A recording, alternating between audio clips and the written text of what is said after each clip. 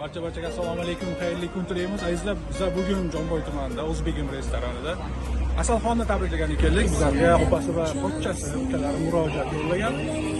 Davomini keyingi kadrlarda tomosha qilamiz. Barchaga rahmat. Havo kayfiyat tilaymiz. Barchaga assalomu alaykum, hurmatli mehmonlar, ushbu koshonaga to'plangan aziz mehmonlar, barchangizga xayrli kun tilaymiz va albatta yoqimli ishlar. Azizlar, bugun mana shu go'zal koshonada singlimiz Asalxonni 17 yoshga shoirda marhamat. Asalxonni taklif etamiz, badiiy Asalxon. Tunlar bedor sirlashardik, yurak qo'msaydi.